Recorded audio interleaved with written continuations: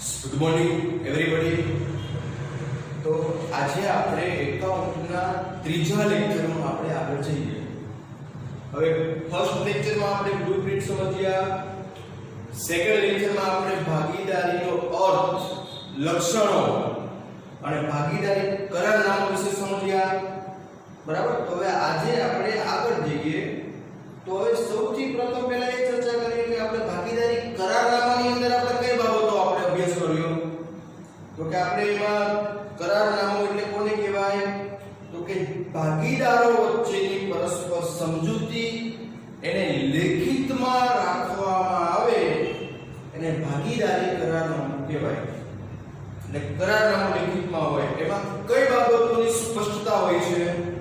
તો આપણે જોયું હતું કે એમાં આપણે મૂડી વ્યાજ, બીજો પોઈન્ટ ઉપાડ વ્યાજ, પગાર બોનસ કમિશન, લોનનું વ્યાજ, નફા નુકસાનની વહેંચણી, પાઘડી અંગે, પછી પ્રવેશ નિવૃત્તિ અંગે અને વિસર્જન અંગે આટલી મુખ્ય બાબતો કરારનામામાં હોય છે. તો હવે આપણે એમાં થોડુંક વિચારીએ કે મૂડી વ્યાજ પેઢી માટે શું કહેવાય? તો મૂડી વ્યાજ પેઢીએ ચૂકવવું પડે છે એટલે પેઢી માટે ખર્ચ, જ્યારે ભાગીદારો માટે આવક કહેવાય. પછી ઉપાડ વ્યાજ તો કે પેઢીને મળશે એટલે આવક કહેવાય.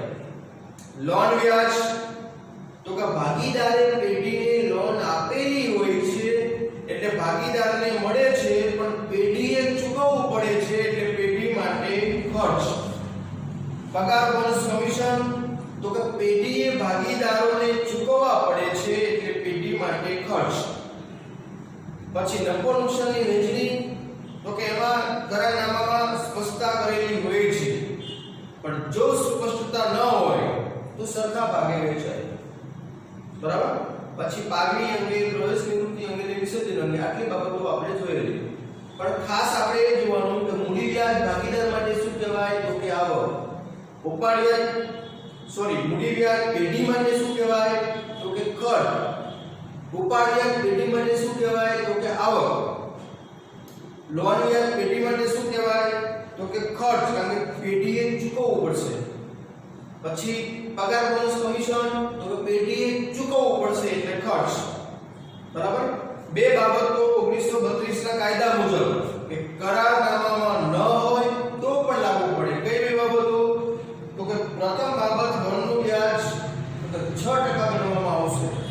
બીજી બાબત તો કે નફા નુકસાનની વહેંચણી અંગે સ્પષ્ટતા ન હોય તો કે સરખા ભાગે વહેંચવામાં આવશે.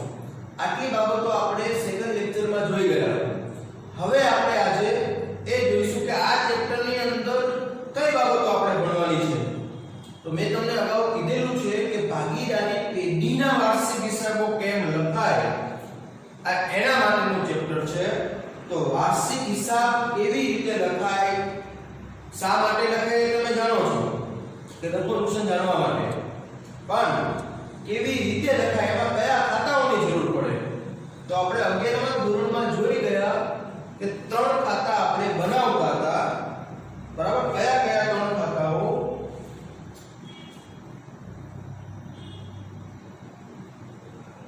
તો પેલું વેપાર ખાતું, પછી બીજું નફા નુકસાન ખાતું,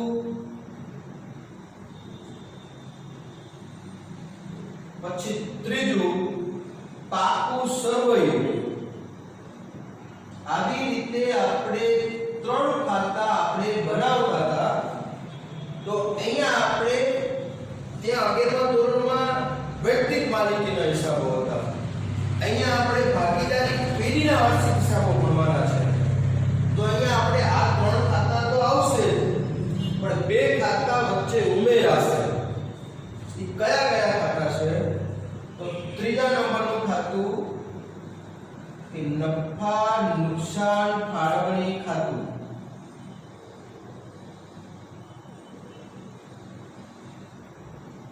ચોથા નંબરનું ખાતું કે ભાગીદારોના મૂડી ખાતા.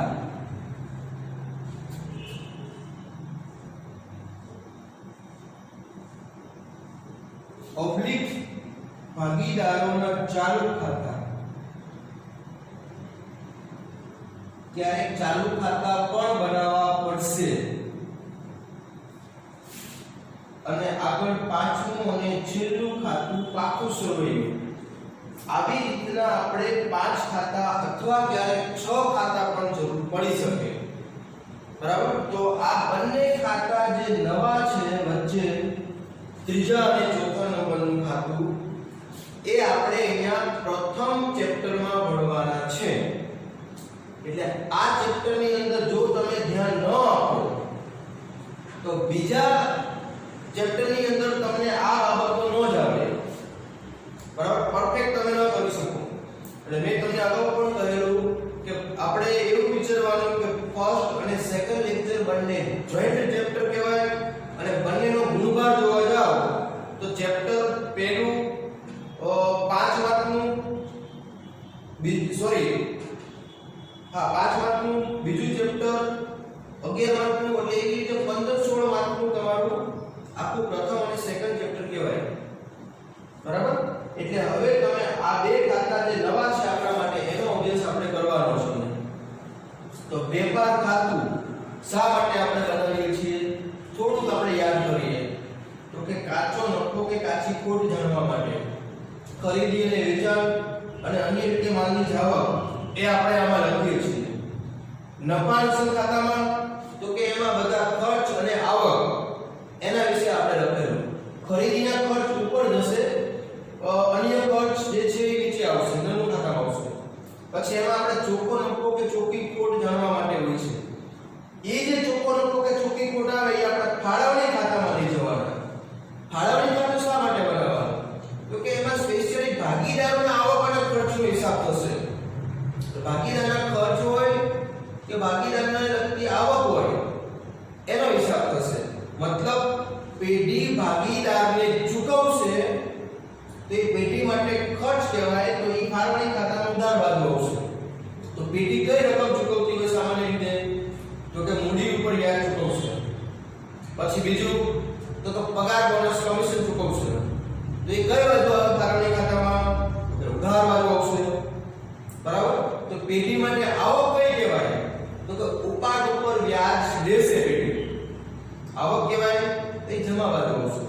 એટલે એવી રીતના ફાળવણી ખાતામાં આવક અને ખર્ચ જ લખવાના છે, પણ સ્પેશિયલી ભાગીદારોને ચૂકવાતી રકમ અને એની પાસેથી મળતી રકમ એ જમા લખવામાં આવશે. તો એવી રીતના ભાગીદારોના મૂડી ખાતા સોરી ફાળવણી ખાતું આપણે અહીંયા જોયું કે નફા નુકસાન ખાતું શેના માટે હતું? તો કે ચોખ્ખો નફો કે ચોખ્ખી ખોટ જાણવા માટે. ફાળવણી ખાતું શેના માટે છે? તો કે વેચણી પાત્ર નફો અને વેચણી પાત્ર ખોટ લાવવા માટે છે, ખોટ જાણવા માટે છે. એટલે એ જે વેચણી પાત્ર નફો આવે, માની લો કે અહીંયા આપણે કહીએ કે 3 લાખનો નફો થયો, તો ત્રણેય ભાગીદારો સરખા હિસ્સાના હોય તો ત્રણેયને કેટલા મળે? તો કે તમે એવું બોલશો કે લાખ લાખ લાખ, ત્રણેયને લાખ રૂપિયા મળશે. તો એ તમારે અહીંયા વેચી દેવાના થશે ફાળવણી ખાતાની અંદર. પછી એ જે વેચણી પાત્ર નફો આવે એને આગળના ખાતામાં લઈ જાઓ, તો મૂડી ખાતામાં લઈ જાઓ. મૂડી ખાતું શેના માટે બનાવવાનું? ચોથા નંબરનું ખાતું. તો મૂડી ખાતું તમારે ભાગીદારોના આવક અને ખર્ચનો હિસાબ રાખશે. ભાગીદારના કેટલા રૂપિયા પેઢીમાં જમા રહેશે એ બતાવશો તમને. કઈ રીતે? તો હું તમને એમ કહું કે માની લો કે બી નામનો ભાગીદાર છે અને 5 લાખ રૂપિયા પેઢીમાં કાઢેલા છે. વર્ષ પૂરું થાય એટલે લાખ રૂપિયાનો એને પગાર મળ્યો. એટલે ટોટલ એને કેટલા થયા? 6 લાખ રૂપિયા થયા. 5 લાખ રૂપિયાની મૂડી, લાખ રૂપિયાનો પગાર. હવે એમાંથી એને 50,000 વર્ષ દરમિયાન ઉપાડેલા છે. તો હવે એના વર્ષના અંતે કેટલા કહેવાય? તો તમે વિચારશો કે 6 લાખ એને એના ખાતામાં જમા થયા કહેવાય, 50,000 રૂપિયા એને ઉપાડ્યા છે, તો હવે એના 5.5 લાખ રૂપિયા પેઢીમાં રહેશે. તો એવી રીતના મૂડી ખાતું એનો હિસાબ કરશે. બરાબર. તો તમને વિચાર આવશે કે ચાલુ ખાતા એટલે શું? તો ચાલુ ખાતા એટલે મૂડી ખાતા જેવું છે ચાલુ ખાતું. પણ ક્યારેક પેઢી એવું વિચારતી હોય કે આપણી મૂડી સ્થિર રહેવા દેવી છે, મૂડીમાં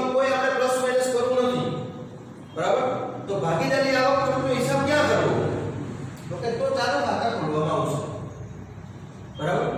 એટલે જો મૂડી સ્થિર રાખવાની વાત કરવામાં આવે તો ચાલુ ખાતા ખોલવાના. બરાબર.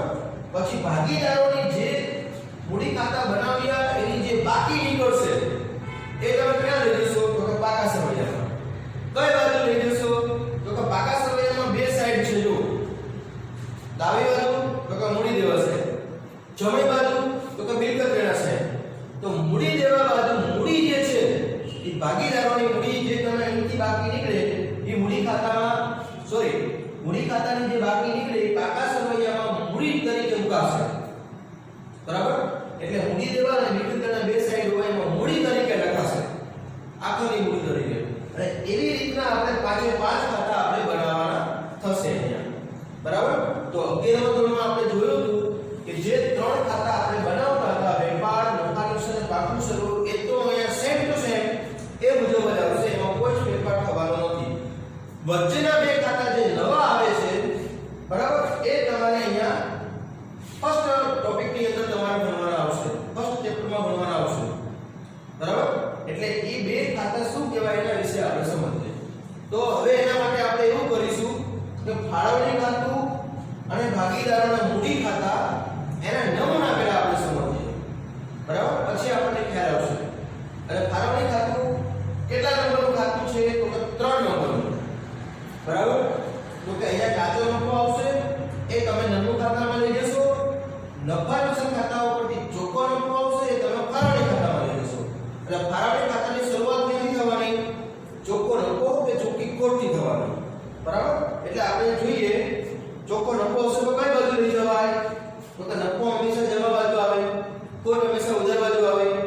એટલે અહીંયા આપણે લખીએ. પણ મેં પહેલા હેડિંગ આપેલું છે. જો ABC પેઢીનું, ABC કોઈ પણ ત્રણ ભાગીદાર છે, ABC પેઢીનું 31/3/20 એટલે કે આપણું જે વર્ષ પૂરું થયું 31/3/20 ના રોજ પૂરા થતા વર્ષનું નફા નુકસાન ફાળવણી ખાતું બે ભાગમાં ઉધાર અને જમા, ઉધાર અને જમા, એ તો કોઈ પણ ખાતામાં હોય જ. ચલો હવે આની શરૂઆત ક્યાંથી થશે? તો કે નાનું ખાતાનો જે ચોખ્ખો નફો કે ચોખ્ખી ખોટ હોય એના. તો હું અહીંયા લખીશ કે ચોખ્ખો નફો જમા સાઈડ. શા માટે? કે નફો આવક કહેવાય, આવક હંમેશા જમા બાજુ આવે. ચોખ્ખી ખોટ,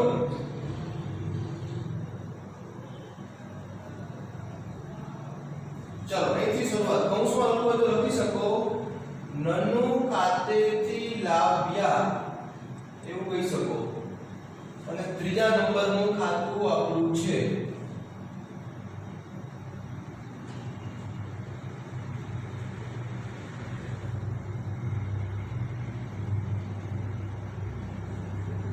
ચાલો હવે ઉધાર બાજુ શું આવશે?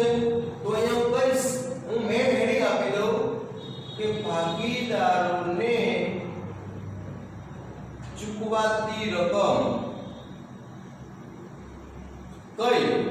તો તમે વિચારશો કે મૂડી ઉપર વ્યાજ પેઢીએ ચૂકવવું પડે, એટલે હું લખીશ અહીંયા મૂડી વ્યાજ A B C ત્રણ ભાગીદાર. પછી બીજી બાબત તો કે પગાર, બોનસ, કમિશન. પગાર, બોનસ અને કમિશન આપણે કોને આપવાનું છે? તો ફક્ત જે ભાગીદાર પેઢીમાં એક્ટિવ હોય એને જ આપવાનું હોય. તો આપણે સમજી લઈએ કે B અને C ભાગીદાર પેઢીમાં સક્રિય છે, તો આપણે એને જ આપશું. બરાબર. એ સિવાય ત્રીજી બાબત કે ચાલુ ખાતાનું જમા બાકીનું વ્યાજ. ચાલુ ખાતાની જમા બાકીનું વ્યાજ સમજી લો કે આમાં બે ભાગીદારનું જ જમા છે, તો ફક્ત એને જ મળશે. બરાબર. એ ભાગીદારનું જમા. હવે તમને એવું થશે કે ચાલુ ખાતાની જમા બાકી એટલે શું? આ બંને તો તમને સમજાઈ ગયું કે મૂડી વ્યાજ ચૂકવવું પડે, પગાર, બોનસ, કમિશન ચૂકવવું પડે, પણ ચાલુ ખાતાનું જમા બાકીનું વ્યાજ ખબર પડતી નથી. તે શું કહેવાય? તો અહીંયા આપણે એમ કહીએ કે ભાગીદારના રૂપિયા જો પેઢીમાં જમા હશે, મૂડી સિવાય જમા હશે અગાઉના, માની લો કે અત્યારે 2020 માં આપણે હિસાબ લખતા હોય તો 2019 ના જે રૂપિયા એના જમા હોય કે જેના ભાગમાં આવેલા હોય કે ઘરે ન લઈ ગયો હોય, પેઢીમાં જ લેવા દીધા હોય, એ જમા રકમ કહેવાય. તો જેટલા રૂપિયા એના જમા હશે તો અહીંયા પેઢીએ ચૂકવવા પડશે, એટલે જમા બાકીનું વ્યાજ, બરાબર, પેઢી માટે ખર્ચ કહેવાય. એ સિવાય જો કોઈ ભાગીદારે લોન આપેલી હોય તો લોન વ્યાજ પણ પેઢીએ ચૂકવવું પડશે, એ પણ પેઢી માટે ખર્ચ કહેવાય. એટલે હું અહીંયા લખીશ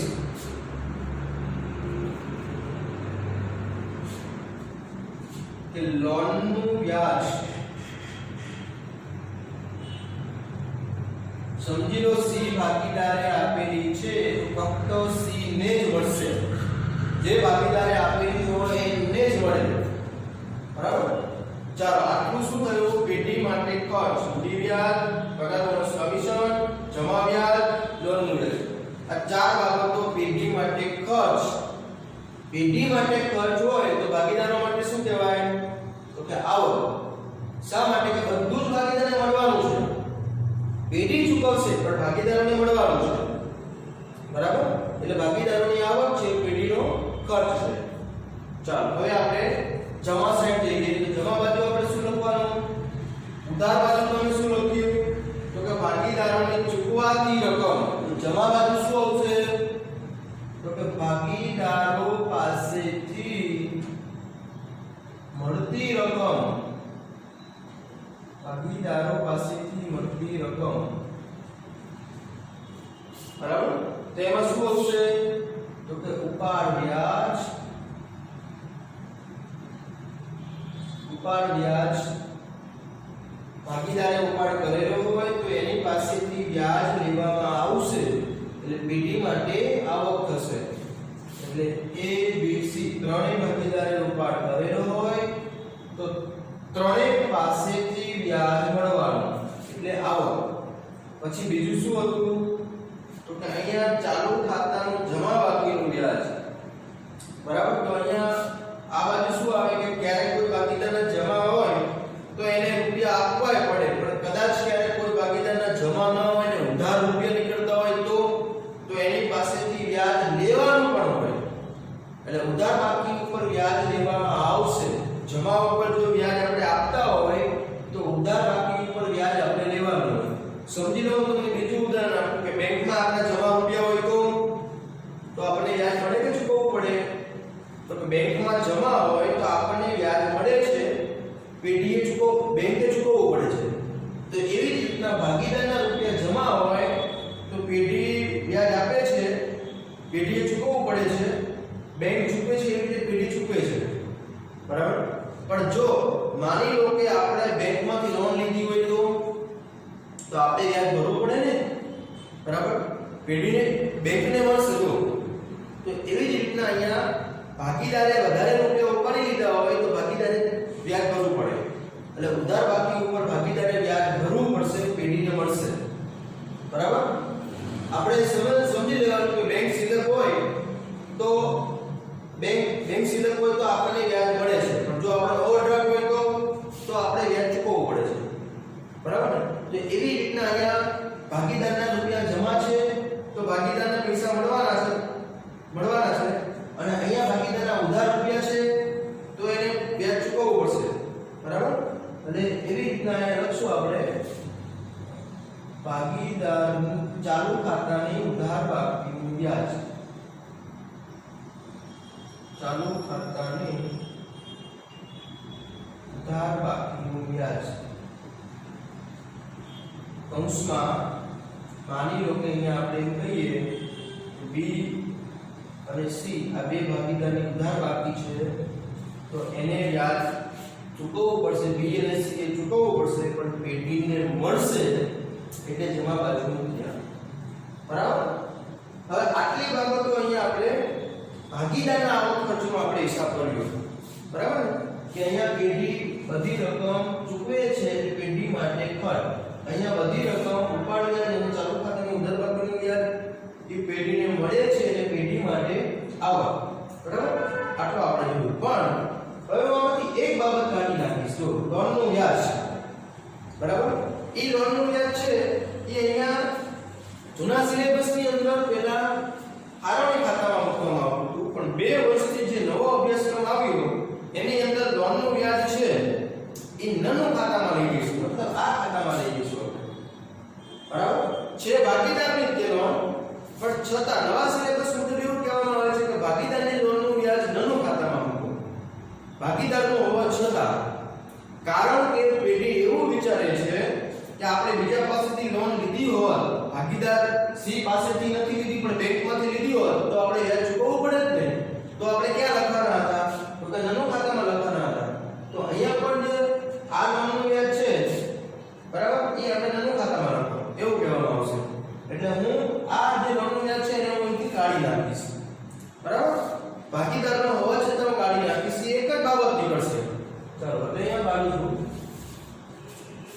ચલો હવે આપણું પારવણી ખાતું કમ્પ્લીટ થયું હવે આપણે આને બાકી કાઢીએ છીએ હવે હું તમને એવું કહું કાલ્પનિક આંકડા આપીશ કે જો આ બાજુ આપણને 10 લાખ રૂપિયાની આવક છે સમજી લો આંકડા કાલ્પનિક હશે તો આ બાજુ 6 લાખ રૂપિયાના ખર્ચ છે બરાબર તો તમે શું વિચારશો તો કે 4 લાખ રૂપિયા પેઢી પાસે છે એવું વિચારશો બરાબર ને તો અહીંયા આપણે હવે કહીએ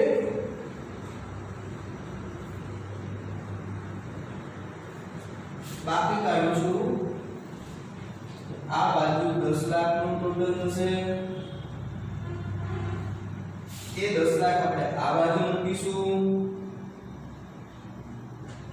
હવે એમાંથી હું 6 લાખ કાઢું એટલે 4 લાખનો નફો આપણને મળે છે બરાબર પણ હવે હું તમને 4 લાખ મૂકી ત્રણેય ભાગીદારો વેચી લેશે બરાબર ને હું અહીંયા નફો મૂકીશ અહીંયા હું લખીશ વેચણી પાત્ર નફો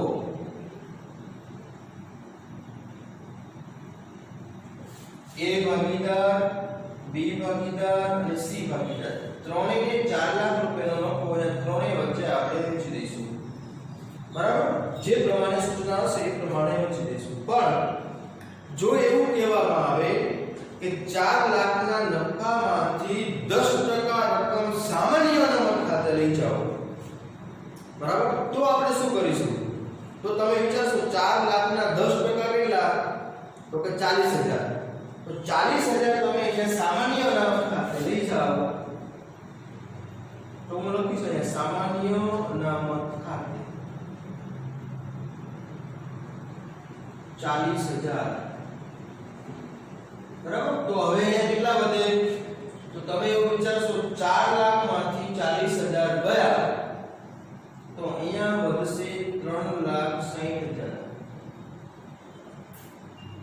હવે મારે ત્રણેય ભાગીદારને મારે વેચવા છે જે પ્રમાણે સૂચના હશે એ પ્રમાણે હું વેચીશ પણ સમજી લો કે અહીંયા આપણે સરખા ભાગે છે તો આના ત્રણ સરખા ભાગ કરવા હોય તો ભાગ્યા 3 કરો 3,60,000 ભાગ્યા 3 એટલે 1,20,000 મળી શકે 12 2 36 1,20,000 થાય જો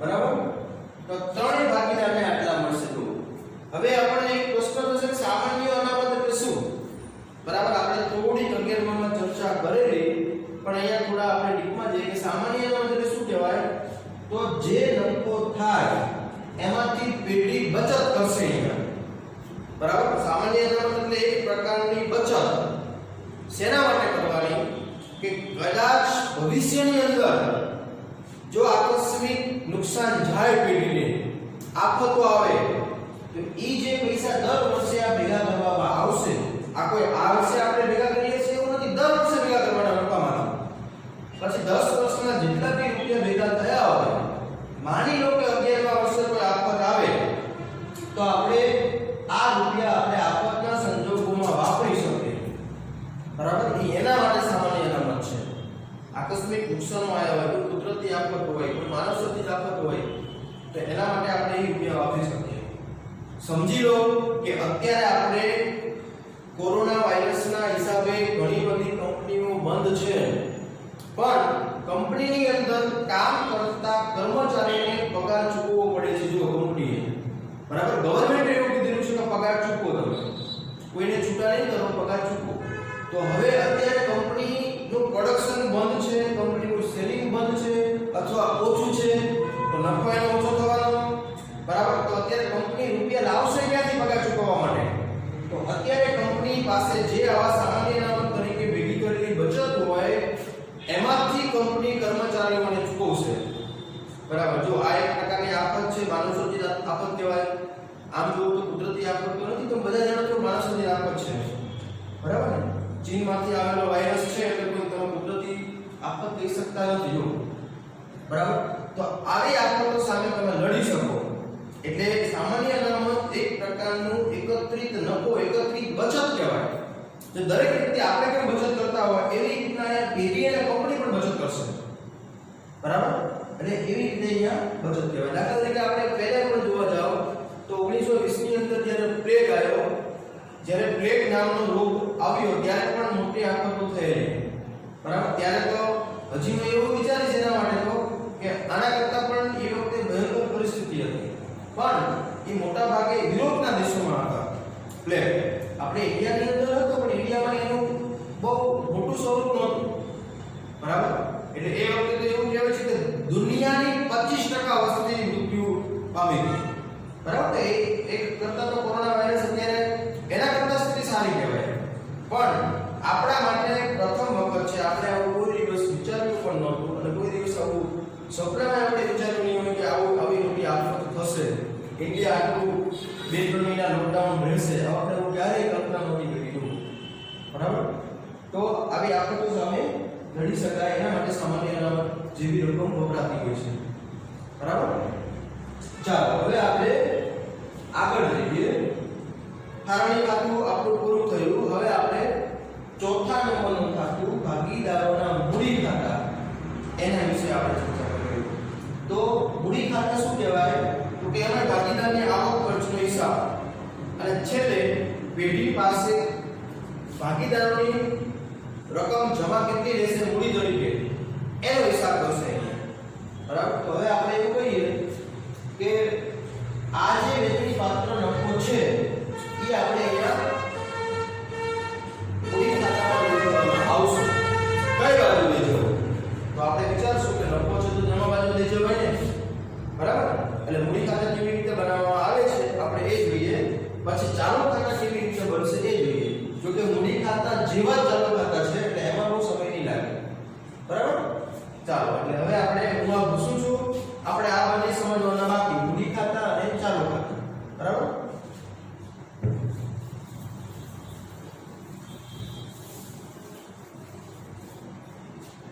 ચાલો મૂડી ખાતા હેડિંગ આપી દીધું, ભાગીદારોના મૂડી ખાતા. આમાં કોઈ તારીખ વાળું હેડિંગ આપવાની જરૂર નથી, પણ ઉપર કંઈક ખૂટે છે, મેં ભૂલ કરેલી છે. જો ઉપર તો અહીંયા ડાબી બાજુને આપણે ઉધાર કહીએ, જમણી બાજુને આપણે જમા કહીએ.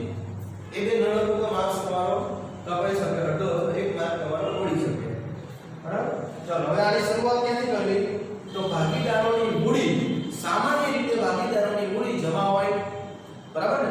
મૂડી ભાગીદારોની પેઢીમાં જમા હશે. તો મૂડી કાઢેલી હોય છે તો રૂપિયા જમા જ હોય, એટલે જમા બાકી તરીકે હું લખીશ. તારીખ અહીંયા આપણે 31/9/20 આપણે હિસાબ લખીએ છીએ. તો આ પેઢી શરૂ ક્યારે થઈ હોય? મતલબ હિસાબી વર્ષ શરૂ ક્યારે થયું હોય? તો 19 માં. એટલે 1/4/19 આ આનું હિસાબી વર્ષની શરૂઆતની તારીખ કહેવાય. તો અહીંયા લખીશ બાકી આગળ લાવ્યા ત્રણેયની મૂડી. કૌંસમાં લખવું હોય તો કહી શકો શરૂની મૂડી. હવે મારે આમાં શું લખવાનું છે? તો કે જમા બાજુનું ભાગીદારોની આવકો લખીશ, જેટલી બી આવક છે એ હું લખીશ. તો કઈ આવક છે ભાગીદારોની? તો અહીંયા તમે કહી શકો કે જે મૂડી કાઢેલી હોય એના ઉપર વ્યાજ ભાગીદારોને મળવાનું, એટલે મૂડી વ્યાજ.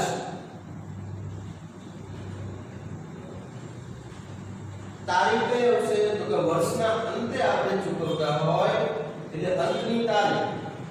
બરાબર, ચાલો હજી આગળ જઈએ તો કે ભાગીદારને પગાર, બોનસ, કમિશન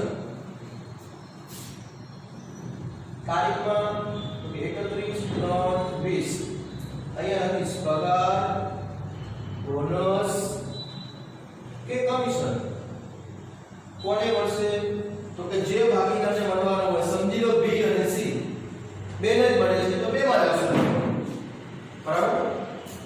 આવશે? તો કે અહીંયા આપણે કહીએ કે લોનનું વ્યાજ તો આપણે લખતા નથી એટલે ભાગીદારની આવક છે, પણ મેં તમને કહેલું છે કે નવા સિલેબસ મુજબ અહીંયા લખવામાં આવતું નથી. બરાબર? તો આ બે આવક હતી. ચલો બરાબર.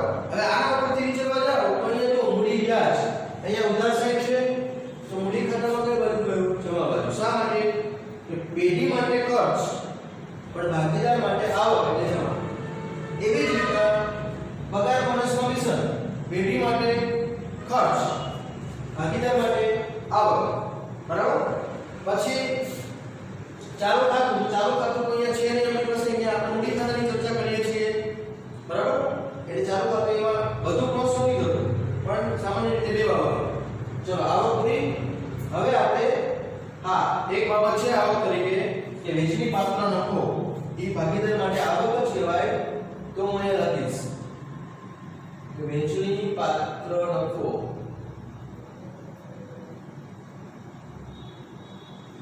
ત્રણેય ભાગીદારને મળ્યા છે એટલે લખીએ. ચલો હવે ઉધાર સાઈડ જોઈએ તો ઉધાર સાઈડ શું આવે? તો ઉધાર બાજુ આપણે કહીએ કે ભાગીદારોના જે રૂપિયા ઓછા થવાના હોય બરાબર એ આવશે. જમા બાજુ શું આવ્યું? તો ભાગીદારને જે રકમ મળવાની હોય એ બધું તમે જમા કર્યું. તો ઉધાર સાઈડ શું આવે? તો કે ભાગીદારને જે રકમ ચૂકવવી પડતી હોય એ ઉધાર, જેના રૂપિયા ઓછા થવાના હોય ઉધાર બાજુ આવે. બરાબર? તો તમે કહેશો કે હું તમને એમ કહું કે લાખ રૂપિયા કોઈ ભાગીદારે મૂડી તરીકે આપ્યા, હવે એમાં 20000 નો ઉપાડ કર્યો તો ભાગીદારના રૂપિયા કેટલા રહ્યા પેઢીમાં? તો તમે વિચારશો કે લાખમાંથી 20 ગયા એટલે 80000 રૂપિયા ભાગીદારના ગણાય. એટલે ઉપાડથી મૂડી ઘટવાની હોય તો જે ઘટે છે એ તો મૂડી ઘટે છે તો ઉધાર બાજુ. એટલે હું પહેલી બાબત લખીશ કે 1/4/19 ઉપાડ ખાતે. ચલો ઉપાડથી મૂડી ઘટી.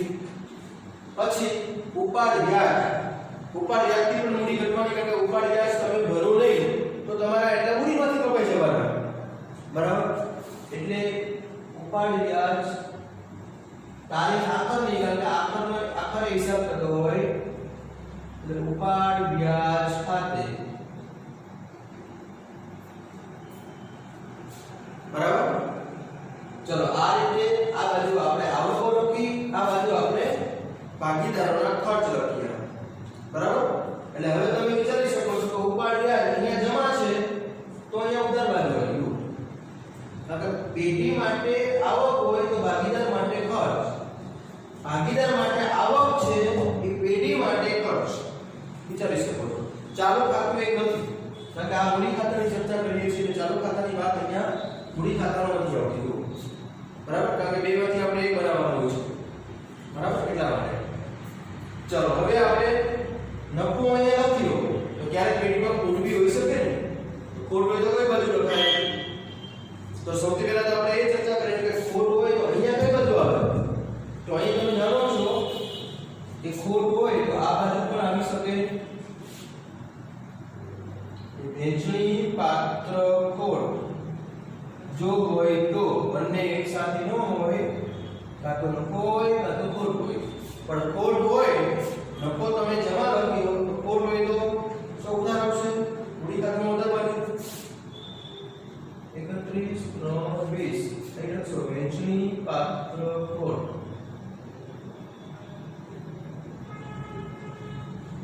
ચલો હવે બધી બાબતો અંદર મૂડી ખાતામાં આવી ગઈ. હવે હું મૂડી ખાતાની બાકી કાઢું છું. ચલો આનો સરવાળો કઈ બાજુ વધારે હોય? તો તમે એવું વિચારશો કે જમા બાજુ જ હોય. હા, જમા બાજુ જ હોય, કે મૂડી હંમેશા ભાગીદારોની જમા બાકી તરીકે જ હોય.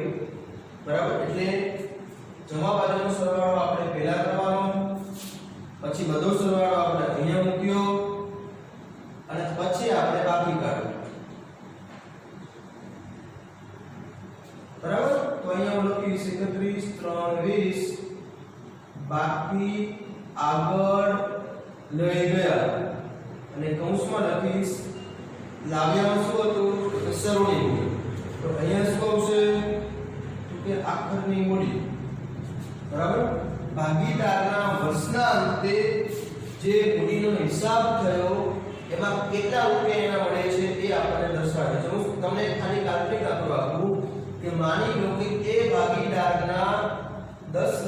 રૂપિયા મૂડી તરીકે હતા. 8 લાખની શરૂની મૂડી હતી અને 2 લાખનો એનો નફો ભાગમાં આવ્યો એટલે 10 લાખ રૂપિયા થયા. સમજી લો આંકડા કાલ્પનિક છે, 10 લાખ થયા. હવે એમાંથી એને લાખ રૂપિયાનો ઉપાડ કર્યો એટલે અહીંયા લાખ રૂપિયા આવે. એમાંથી વ્યાજ આપણે મૂડી વ્યાજ નથી ગણ્યું તો ઉપાડ પણ ગણતા નથી. તો હવે તમે વિચારશો કે ભાગીદાર A ના કેટલા રૂપિયા પેઢીમાં કહેવાય? તો તમે વિચારશો કે 10 લાખ રૂપિયા એનો મૂડી તરીકે જમા થયા, લાખ રૂપિયા એને એમાંથી ઉપાડ કરી લીધો તો 10 માંથી લાખ રૂપિયા ગયા, 10 લાખ માંથી લાખ ગયા તો 9 લાખ રૂપિયા આપણને મળે, જે ભાગીદારની આખરી મૂડી કહેવાય. બરાબર? હવે એને આપણે ક્યાં લઈ જવાના? અહીં તો મેં લખ્યું તો બાકી આગળ લઈ ગયા. ક્યાં લઈ ગયા મતલબ ક્યાં? તો પાકા સગયામાં જે આપણે મૂડી લખીએ છીએ ને, મૂડી દેવા, એ મૂડી તરીકે લખવાના થશે. બરાબર? એટલે આમ જુઓ ને તો આ તમે 11મા ધોરણમાં જે તમે મૂડીનું કોષ્ટક બનાવતા હતા એ કોષ્ટક જ થયું. સમજો ને, તમે પાકા સગયામાં આવી રીતે લખતા હતા, આ પાકું સગયું છે, સમજી લો. પછી હું તમને એવું કહું કે તમે મૂડીનું કોષ્ટક બનાવતા હતા, એમાં લખતા મૂડી પ્લસ મૂડી વ્યાજ પ્લસ નફો પછી માઈનસ ઉપાડ પછી ઉપાડ વ્યાજ અને ખોટ, આવું લખતા ને. પછી આ જે હોય, માની લો કે અહીંયા 10 લાખ થયા, ઉપાડ લાખનો થયો તો 9 લાખ જાય. આવું તમે મૂડી દેવા બાજુ કોષ્ટક બનાવતા હતા તો એ જ કોષ્ટક તમારું થયું. સમજી લો કે જો મૂડી વ્યાજ નફો તો જો છે મૂડી વ્યાજ આ નફો, ત્રણેય તમે સરવાળો કર્યો, આ સરવાળો કર્યો. પછી એમાંથી શું કર્યું તો ઉપાડ તમે બાદ કર્યો, તો એમાં પણ ઉપાડ બાદ કરીએ છીએ અને 9 લાખ રૂપિયા જે મળે છે એ મેં તમને એવું કીધું પાકા સમયમાં લઈ જવાના. તો અહીં 9 લાખ જ બહાર નીકળે છે જો 11મા ધોરણ મુજબ. એટલે 11મા ધોરણમાં તમારું મૂડીનું કોષ્ટક જે છે એ જ તમારા મૂડી ખાતા. તો પ્રશ્ન થશે કે એવું કોષ્ટક બનાવી નાખ્યું તો શું પ્રોબ્લેમ થઈ શકે? બનાવી નાખીએ તો હા ચાલે, દાખલો ખોટો પડવાનો નથી, પણ તમે મૂડી દિવસ સાહેબ તમારે 3 કોષ્ટક બનાવવા પડશે. 3 ભાગીદારો હશે તો 3 કોષ્ટક બનશે. બરાબર? આ જે તમે બનાવ્યું આ સમજી લો એ ભાગીદારનો બનાવ્યું. એવી રીતે તમે આગળ બી ભાગીદારનો બનાવશો, સી ભાગીદારનો બનાવશો તો તમારું પાકું સગયું મૂડી દિવસ એક મોટું થઈ જશે. બરાબર? અને ભૂલો ન થાય, સરળતા પડે એટલા માટે આપણે મૂડી ખાતા કરીએ છીએ. બરાબર? બાકી મૂડીનું કોષ્ટક જ તમારું છે. આરણી ખાતું એટલે તમારું નફા નુકસાન ખાતા જેવું જ છે. તમે વિચારો તમે મૂડી વ્યાજ કેમ મૂકતા 11મા ધોરણમાં? તો કે નફા નુકસાનની ઉધાર બાજુ. તો અહીંયા ક્યાં આવ્યું? ઉધાર બાજુ છે. લો ઉપાડ વ્યાજ કેમ મૂકતા 11મા ધોરણમાં? તો કે નફા નુકસાનની જમા બાજુ. તો અહીંયા શું થયું? જમા બાજુ છે. એટલે નફા નુકસાન ખાતા જેવું છે, આ મૂડીના કોષ્ટક જેવા મૂડી ખાતા છે. બરાબર? એટલે 11મા ધોરણ પર પૂરેપૂરું ડિપેન્ડ કહેવાય. જો સમજો વિચારો, આપણે ગોખીને યાદ નથી રાખવાનું, આપણે બને તેટલું એકાઉન્ટ સમજીને યાદ રાખીએ છીએ. બરાબર? આ તો એટલા માટે આવ્યું કે એક કરતા વધારે વ્યક્તિઓ પેઢીમાં હોય છે, બધાનો હિસાબ અલગ અલગ રીતે આપણને જોવા મળે, એટલા માટે આપણે ફાળવણી અને મૂડી ખાતા બનાવીએ છીએ. બાકી કમ્પલસરી એક પણ ખાતું હોતું નથી. આપણે 12મા ધોરણમાં માર્ક લેવા માટે કમ્પલસરી પેઢી માટે કમ્પલસરી ખાતા નથી. પેઢી ન બનાવે તો પણ કોઈ ઓડિટર એક નથી કહેતા કે તમે આ ખાતા બનાવો છો. ઓડિટર માટે જરૂર નથી, ગવર્નમેન્ટ માટે જરૂર નથી, પણ પેઢીની સરળતા માટે જરૂરી છે કે પેઢીને હિસાબમાં સરળતા એટલા માટે. બરાબર? એટલે આપણે અહીંયા ફરજિયાત છે. 12મા ધોરણમાં આપણે ફરજિયાત છે. બરાબર? એવું નહીં વિચારતા કે સર એવું બોલતા હતા કે કમ્પલસરી નથી એટલે ચલો ગાડી નાખવાને. બરાબર? આપણે કમ્પલસરી કરવાનું આવશે. બરાબર? ચાલો હવે આપણે મૂડી ખાતું જોઈ લીધું. બરાબર. હવે આપણે ચાલુ ખાતા વિશે સમજીએ. તો ચાલુ ખાતું ક્યારે ખોલવાનું હોય? પહેલા તો આપણે એના વિશે ચર્ચા કરી. ચાલુ ખાતું ખોલવાનું ક્યારે હોય? તો ભાગીદારો મૂડી ખાતા બે રીતે રાખવા માંગે. કઈ બે રીત? તો આપણે ચર્ચા કરીએ.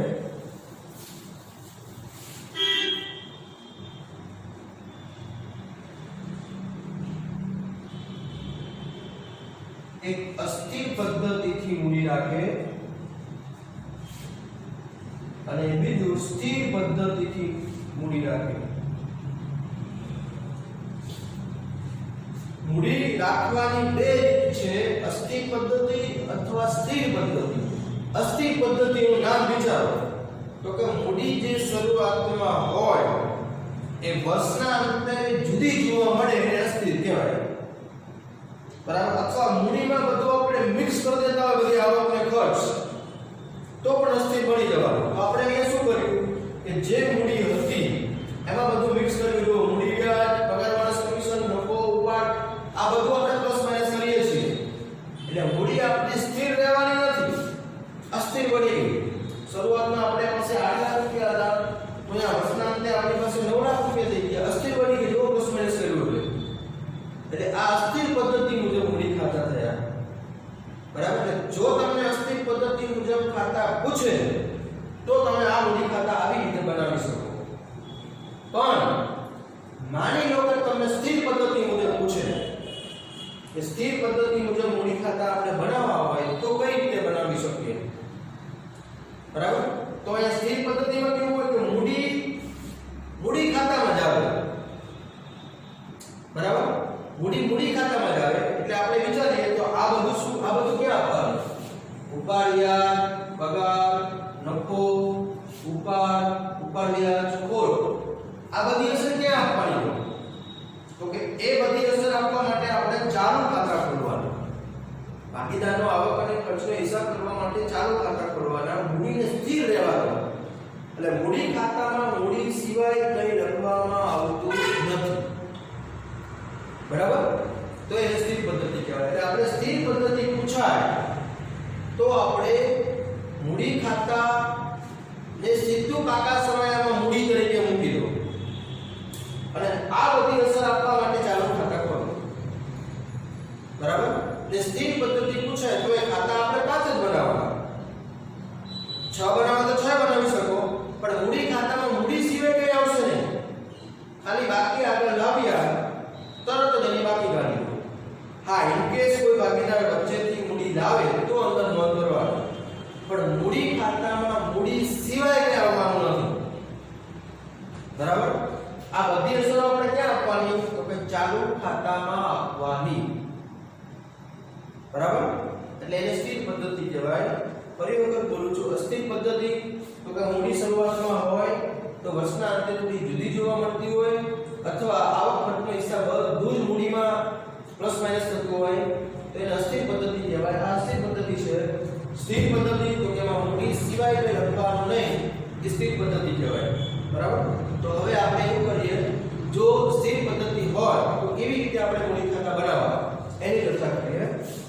તો હવે હું પૂછું છું,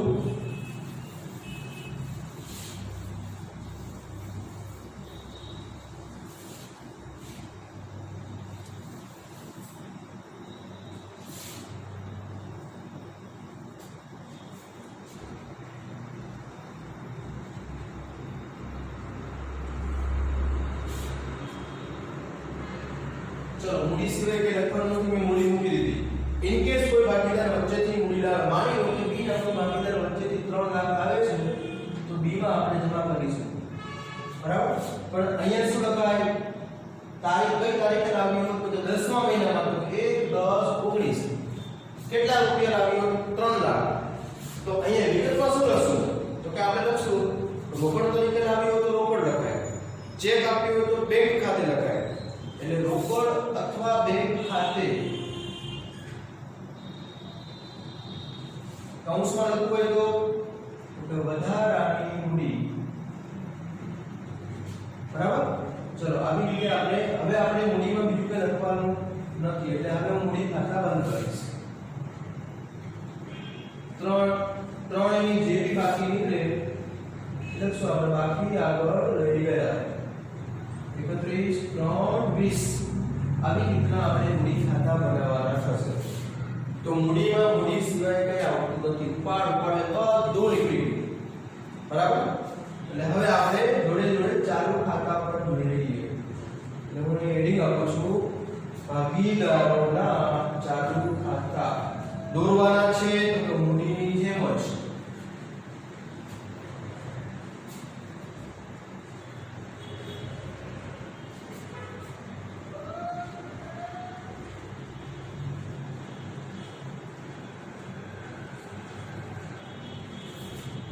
અહીંયા આવશે તારીખ વિગત ABC એવી રીતના જમા બાજુ તારીખ વિગત ABC ઉપર જમા ડાબી બાજુ ઉધાર બરાબર ચાલો હવે આપણે ચાલુ ખાતામાં શું લખશું તો મેં તમને કીધું કે જે ભાગીદારના માની લો કે 2019 માં કોઈના રૂપિયા જમા હશે કોઈના ઉધાર હશે ત્રણેયના જમા હોય તો ત્રણેયને જમા આપો ત્રણેયના ઉધાર હોય તો ત્રણેયને ઉધાર લખો જે બી હોય પણ આપણી ફોર્મેટ મુજબ આપણે શું કર્યું તો આપણે અહીંયા B અને C ચાલુ ખાતાનું જમા વ્યાજ A ને જમા રાખ્યા છે અને B ને ઉધાર રાખ્યા છે ખાલી નમૂના તો આપણે A ને જમા રાખીશું અહીંયા A ની રકમ જમા BC ડેશ B ની રકમ ઉધાર છે તો B ને ઉધાર બાજુ લખશું અને હું કહેવા તમને એ માંગુ છું કે જમા રકમ જેની જમા બાકી હોય એને જમા લખો ઉધાર બાકી હોય એને ઉધાર લખો કારણ કે જમા રૂપિયા હંમેશા બાકીદારને જમા જ કહેવાય એટલે એને મૂડી ચાલુ ખાતામાં જમા આપો ઉધાર રકમ ઉધાર જ કહેવાય બરાબર એને ચૂકવવા પડશે ભોગવવા પડશે એટલે એને ઉધાર આપો તો અહીંયા તારીખમાં કે જે બી હોય પ્રમાણે કાઢી કે 4/19 બાકી આગળ લાવ્યા આ ઉધાર બાકી BC અહીંયા A ની જમા બાકી બરાબર ચાલો હવે આમાં શું લખવાનું છે ભાગીદારોની જેટલી આવક છે એ બધી જમા કરો તો આવક કઈ હતી તો હમણાં જ તમે ચર્ચા કરી કે મૂડી પર વ્યાજ ત્રણેય ભાગીદારને મળે તો મૂડી ખાતામાં નથી પણ એનું વ્યાજ ભાગીદાર માટે આવક છે એ જમા કરો પછી તો કે પગાર બોનસ કમિશન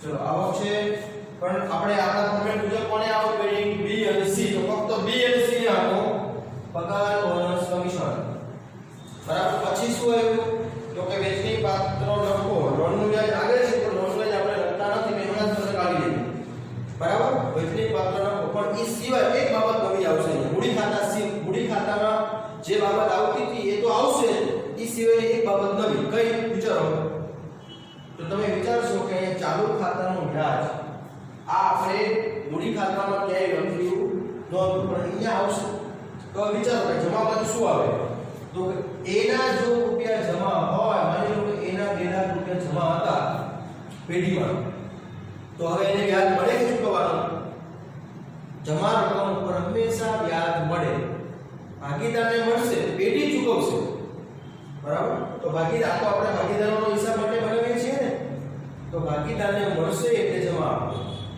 એટલે અહીંયા હું લખીશ 31 3 20 ચાલુ ખાતાનું વ્યાજ એને જ આપવાનું છે એ સિવાય હવે શું બાકી રહ્યું તો કે વેચણી પાત્ર લખો ત્રણેય તમે આપશો બરાબર બધું જ આવી ગયું જેટલી આવકમાંથી જમા થઈ ગઈ હવે ઉધાર છે આપણે સૌથી પહેલા આપણે મૂડી ખાતામાં ઉધાર શું લખ્યું હતું ઉપાડ અને ઉપાડ્યા તો એ બંને આવશે 31 3 ઉપાડ જે તારીખથી કર્યો હોય જો શરૂઆતમાં કર્યો હોય તો 1/4/19 ઉપાડની તારીખ નથી આપી તો ડેશ મૂકશું જેમાં આપેલી હોય એમાં લખવાનું એટલે સૌથી પહેલા ઉપાડ ખાતે પછી ઉપાડ પર વ્યાજ જે ભાગીદારે ઉપાડ કર્યો હોય ત્રણેય ઉપાડ કર્યો છે તો ત્રણેયનું વ્યાજ ગણશું બરાબર પછી તો કે મૂડી ખાતામાં હતું એટલું આવી ગયું પણ એક બાબત નવી કઈ તો કે બંને ભાગીદારોની ઉધાર બાકી છે સમજી લો કાલ્પનિક આંકડો કે B ના 50,000 ઉધાર છે C સી ના 30,000 ઉધાર છે, મતલબ ઉધાર એટલે તો કે પેઢી પાસેથી આ પેઢીએ આટલા લેવાના અને આ બંને આટલા દેવાના છે 50 અને 30. હિસાબ 19 માં કર્યો હશે તો આ બંનેના માઈનસ છે આટલા રૂપિયા પેઢીમાં જમા નથી તો શું કહેવાય ઉધાર છે એવું કહી શકે ને. તો 50 અને 30 ઉપર બંનેને વ્યાજ ભરવાનું એટલે 31 3 20 ચાલુ ખાતાનું વ્યાજ બી અને સી ભોગવવાનું છે એટલે ઉધાર બાજુ. ચાલો હવે શું બાકી રહ્યું તો કે અહીંયા તમે લખો મૂક્યો તો આ બાજુ ખોટ હોય તો અને વહેંચણી પાત્ર ખોટ. ચાલો બરાબર. હવે બધી જ બાબત આવી ગઈ. જેટલું મૂડી ખાતામાં હતું એટલું જ જે જમા હતું એ જ રકમ જમા થઈ, ઉધાર હતું એ જ ઉધાર થયું. પણ બે બાબત તમારી વધે છે. કઈ તો કે ચાલુ ખાતાનું વ્યાજ જમા હોય તો એને જમા બાજુ ગણો, ઉધાર હોય તો ઉધાર બાજુ ગણો. બરાબર. એટલે આના ઉપરથી તમને એક પ્રશ્ન પૂછું કે ચાલુ ખાતાની જમા બાકીનું વ્યાજ ભાગીદાર માટે શું કહેવાય તો કે આવક. એટલે જે રૂપિયા જમા છે એના ઉપર વ્યાજ મળે છે. બરાબર ને. પેઢી માટે ખર્ચ છે. જો પેઢી માટે ખર્ચ એટલે આપણે અહીંયા લખ્યું છે. અને આમ બી તમે વિચારી શકો કે ભાગીદારને મળે તે ચૂકવવાના છે કોને તો કે પેઢી. એટલે ભાગીદારની આવક હોય તો પેઢી માટે ખર્ચ, ભાગીદારનો ખર્ચ હોય તો પેઢી માટે આવક. બરાબર ને.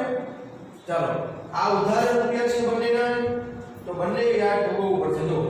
જો 10% હોય તો બી એ કેટલા ચૂકવવાના 5000, સી એ કેટલા ચૂકવવાના 3000. આ બંને ચૂકવવાના પણ પેઢીને મળશે. પેઢીને મળે તો અહીંયા આવશે. બરાબર. ચાલો હવે ચાલુ ખાતાની આપણે બાકી કાઢીએ. ત્રણેયની કઈ બાકી નીકળશે તો કેવું કાંઈ જ નક્કી ન કહેવાય. જેનો સરવાળો વધારે હોય ત્રણેયનો સરવાળો વધારે જમા બાજુ થાય તો ત્રણેયની બાકી અહીંયા નીકળે. ત્રણેયનો આ બાજુ સરવાળો વધારે થાય તો આ બાજુ બાકી નીકળે. કાંઈ જ નક્કી કહેવાય નહીં. પણ અહીંયા હું તમને કાલ્પનિક મૂકું છું કે એની હું જમા બાકી રાખીશ એટલે એનો સરવાળો વધારે છે અહીંયા મૂક્યો એટલે બાકી એને અહીંયા મૂક્યો એટલે એની જમા બાકી કહેવાય. બાકી આગળ લઈ ગયા. હવે આ બાકી હું ક્યાં મૂકીશ એની તો કે કઈ બાજુ મુકાય? મૂડીની બાકી ક્યાં મૂકો છો? મૂડી દિવસે મૂકો છો ને. કારણ કે મૂડીની જમા બાકી છે તમે મૂડી દિવસે મૂકો છો તો ચાલુ ખાતાની જમા બાકી પણ તમારે મૂડી દિવસે જ મૂકવાની. હવે પેઢી માટે દેવું છે આ રૂપિયા વિચારો ને તો ભાગીદારના જમા રૂપિયા છે. આ જમાનો સરવાળો વધારે છે અહીંયા બાકી નીકળી એટલે ભાગીદારના જમા છે. ભાગીદારના જમા હોય તો પેઢી માટે શું થયું દેવું થયું. બરાબર. એવી જ રીતે બી અને સી તો બી અને સી ની બાકી અહીંયા નીકળશે તો આ કઈ બાકી કહેવાય ઉધાર બાકી. ઉધાર બાકી એટલે તો કે મિલકત દેવાવાળા. જો જમા બાકી તમે મૂડી દિવસ સાઈડ મૂકતા હોય તો ઉધાર બાકી જમા મૂડી દિવસ સાઈડ ન આવે. મિલકત દેવાવાળા કેમ તો કે ભાગીદારે આટલા રૂપિયા પેઢીને આપવાના છે. જો 50 અહીંયા 5 એટલે 55000 રૂપિયા ભાગીદારે પેઢીને આપવાના છે. પેઢી માટે શું થયું લેણું થયું એટલે લેણા બાજુ આવશે. બરાબર ને. સમજીને યાદ રાખો કે ભાગીદારના જમા રૂપિયા હોય તો પેઢી માટે દેવું, ભાગીદારના ઉધાર રૂપિયા હોય તો પેઢી માટે લેવું. બરાબર ને. હું કોઈ પેઢીમાં કામ કરતો હોય અને મારી માઈનસમાં બાકી થઈ ગઈ હોય તો મારે જે તે પેઢીને આપવા જ પડે છે. પેઢી માટે લેવું ગણાશે. સમજી લો ને. બેંકમાં આપણા જમા રૂપિયા છે તો આપણે કહીશું કે મારા રૂપિયા છે મારે લેવું છે. પણ જો મારા જમા કરતા વધારે રકમ ઉપાડી લેવું તો બેંકમાંથી મતલબ ક્રેડિટ કાર્ડ દ્વારા જમા કરતા વધારે રકમ ઉપાડી લીધી તો મારે એટલા ભવિષ્યમાં બેંકને આપવાના. બરાબર. એટલે લેણું દેવું તમે સરળતાથી યાદ રાખી શકો. ભાગીદારના જમા રકમ એટલે પેઢી માટે દેવું, ભાગીદારની ઉધાર રકમ એટલે પેઢી માટે લેણું. બરાબર ને? પાકા સમયમાં તમારે એ રીતે મૂકવામાં આવશે જમા બાકી. અને એમ કદાચ ભૂલી જાવ, સમજી લો ભૂલી ગયા, તો અહીંયા આપણે આ બાકી છે જમા બાકી, એ તો તમે હંમેશા મૂડી બાજુ મૂકવાના છે. મૂડીની જમા બાકી મૂડી બાજુ મૂકવાના. તો ચાલો ખાતાની જમા બાકી મૂડી સાઈડ મૂકો, યાદ રાખી લો. જમા અહીંયા જમા મૂડી દેવા સાઈડ, બરાબર. અહીંયા ઉધાર મિલકત દેવા સાઈડ, બરાબર. ચાલો એટલે અહીંયા આપણે ત્રણેયના નમૂના જોઈ ગયા. હવે આપણે જ્યારે બી આ આપણું ટોપિક સ્ટાર્ટ કરીશું, હવે આને કનેક્ટેડ દાખલા આવશે કે ફાળવણી ખાતું બનાવો, મૂડી ખાતા બનાવો, બંને ખાતા જોડે બનાવવાના દાખલા આવશે. તો એના માટે રકમ થોડી લાંબી હશે આપણા માટે, એટલે બોર્ડ ઉપર રકમ લખીશ નહીં, બરાબર. હું પાઠ્ય પુસ્તક લઈ અને હું રકમ બોલતો જઈશ. એટલે જ્યારે પણ હવે નેક્સ્ટ વિડિયોની અંદર તમે પાઠ્ય પુસ્તક જોઈ અને તમે રકમ સમજતા જજો, હું દાખલો ગણતો જઈશ, બરાબર. ટૂંકા દાખલામાં બોર્ડ ઉપર રકમ લખીશ, પણ અહીંયા મોટા દાખલામાં બોર્ડ ઉપર રકમ લખવામાં આવશે નહીં, બરાબર. ચલો હજી આપણે અહીંયા રાખીએ છીએ. આટલું ધ્યાનથી સમજી લેજો. હું આજે તમને બધું જ મોકલી આપીશ. જેટલું છે એટલું મેથડ બુકમાં જેટલું બી અહીં સુધી પહોંચ્યા છે એ બધું હું તમને લખી આપીશ, મોકલી આપીશ, સોરી, બરાબર. ચલો અહીંયા રાખીએ છીએ. જય ગુરુદેવ.